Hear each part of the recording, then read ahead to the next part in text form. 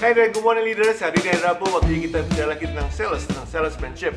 Saya akan sharingkan 6 sifat sales yang menyebalkan, yang menyekelin, yang nyebelin, yang membuat Anda nggak suka terima telepon atau mendapatkan email atau mendapatkan event kunjungan dari para sales itu. Nah, seperti kita ketahui, para sales ini kan pandai sekali untuk merangkai kalimat, ya, memposisikan diri, membuat cerita yang menarik, merayu Anda tanda kutip. Nah, tapi ada batas-batasnya yang Anda perlu tahu sebagai sales profesional, bagaimana kita memposisikan diri supaya nggak sampai kebablasan dan menyebalkan.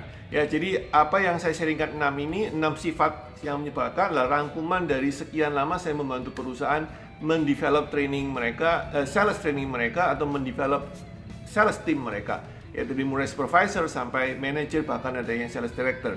This is very important karena 6 ini saya lihat toxic, ya, sangat meracuni.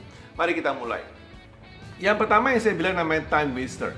Time waster ini adalah pembuang waktu, ya. Contoh adalah sales yang terlalu banyak basa-basi. Ya, selamat pagi, nama saya ini, kemudian perusahaan saya berada di bidang ini, boleh saya minta waktunya sebentar. Sebetulnya tidak ada yang masalah dengan pembukaan halo selamat pagi dan cukup sopan, it's okay, ya, terutama kita di budaya timur. Tapi kalau kemudian isinya itu cuma sekedar sharing, kemudian gak ada tujuannya, ngelantur gak karu-karuan, Anda membuang waktu prospek Anda. This is the fastest way to lose your prospect. Inilah cara paling cepat untuk kehilangan prospek Anda. Ya, time wasters ini tolong dihindari. Anda harus to the point dan harus menyatakan fungsi apa Anda, manfaat apa yang Anda mau berikan pada saat telepon. Oke? Yang kedua, yang kita bilang namanya lies atau bohong. Ya, lies ini berarti kan pada in general dia bermaksud untuk membuka pembicaraan dengan fakta yang tidak benar. Misalkan contoh, hai, saya mendapatkan informasi dari referensi, tapi kita tidak bisa memberitahukan siapa yang mereferensikan, ya. Nah, kalimatnya sebetulnya tidak salah. Mungkin beberapa orang memang mereferensikan seseorang, tapi tidak mau disebutkan bahwa dari dia.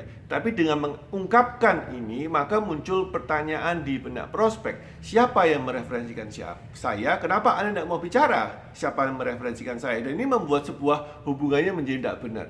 Ya, jauh lebih baik kalau Anda mengatakan, hai, saya dapat nama Bapak dari database, saya dapat nama Ibu dari database-nya ini yang dapat bukan saya, jadi saya hari ini bertugas untuk menjalin relasi dan berkenalan dengan Bapak. Lebih baik begitu. Ya, straight to the point. Ya, ada juga lies yang berhubungan dengan data, misalkan sudah meriset. Hai Pak, saya mau telepon ini karena setelah saya riset perusahaan Bapak, saya kira ada sesuatu yang kita bisa lakukan untuk memperbaiki. Nah, hati-hati guys, ya, kalau Anda tidak melakukan riset dengan seksama, Anda hanya cuma baca judulnya, Anda cuma melihat laporan keuangan dari sudut pandang sangat spesifik, sangat gampang, cuma lihat luarnya doang, cuma lihat kulit luarnya saja, Anda dengan mudah akan dikejar oleh orang itu dan Anda akan ketahuan kalau bohong. Begitu ketahuan, that's the end of the day, that's it, game over. That's it, ya. So, kita bicara masalah time waster, kita bicara masalah lies. Yang ketiga adalah assumption. Ini salah satu juga yang cukup mengerikan, yaitu memberikan asumsi-asumsi yang nggak benar. Ya, ini banyak banget ya orang telepon ke para nasabahnya, kemudian mengatakan, hai, sebagai pengguna kartu kredit ABC, DEF, maka Anda mendapatkan hak untuk mendapatkan pinjaman tanpa agunan atau selisih daripada plafon Anda bisa diuangkan dan segala macam tanpa memberikan sesuatu kejelasan. Ya, apakah ini sesuatu yang baik untuk Anda? Apakah ini, diasumsikan bahwa saya pasti butuh utang, saya pasti butuh pinjaman uang dan dana, dan ini cukup menyebalkan sebetulnya, ya. Dan kalau itu mau diinformasikan saja sebetulnya lewat WA aja, ya, pemberitahuan bahwa Anda bisa melakukan ini tanpa harus diucapkan terlalu bertele-tele. Dan biasanya panjang lagi, ya. Jadi kombinasi time waster sama kemudian tidak jelas, ya. Jadi asumsinya nggak jelas.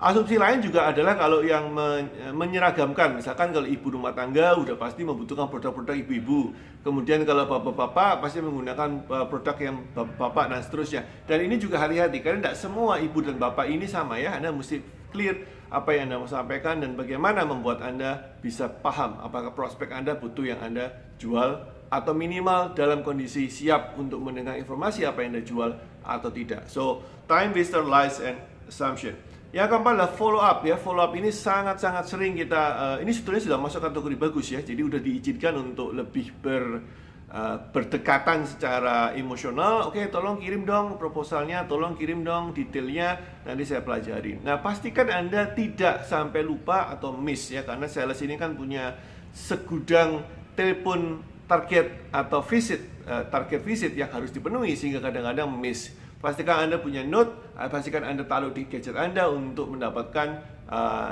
reminder ya, pengingat bahwa Anda mesti melakukan apa, kepada siapa, dan kapan. Time, lies,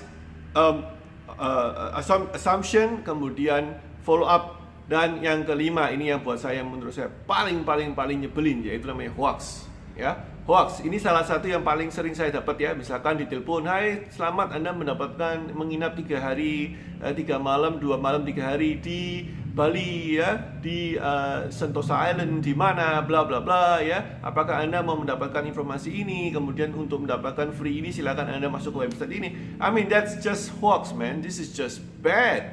As a sales, tolong jangan membuat seperti itu. Itu akan membuat reputasi Anda langsung jatuh dan orang akan sangat sebel dengan kondisi hoax seperti ini. Loh, Coach, tapi memang ada informasi itu yang benar memberikan hadiah. Ya jelasin dulu dong syarat dan ketentuannya.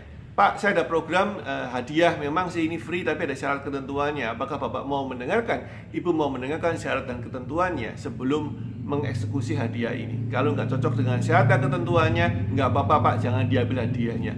I mean, itu lebih menarik buat saya daripada Anda langsung nyerocos saja menjelaskan hadiah yang akan saya dapat.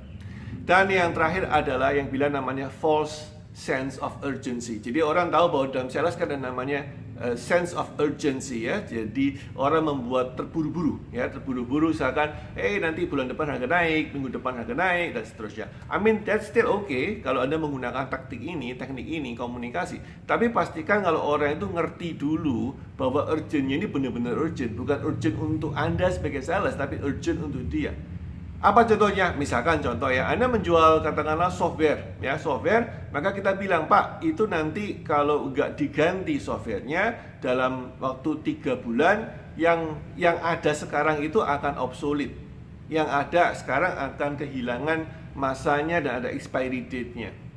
Tolong dipertimbangkan Pak, daripada nanti Bapak mendapatkan masalah softwarenya ini kena deadline malah kehapus, tidak bisa kerja. Nah, ini sebuah urgency yang membuat orang mikir, iya juga ya.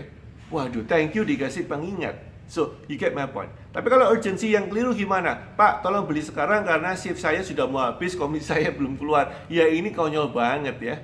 Ya, konyol banget. Please don't do that ya. Kecuali kalau Anda memang sengaja mau bercanda dengan prospek yang udah kenal dekat loh ya. It's okay. Tapi kalau baru pertama kali itu tiba-tiba ngomong urgency dengan cara seperti itu, that's just annoying. So, ada 6. So, bagaimana sifat sales yang baik? Ya, basically kebalikannya dari sana. Ya, time wasters itu berarti Anda fokus untuk ke positifnya, yaitu time efficient. Anda katakan saya butuh waktu cuma 2 menit dan poin saya ABC.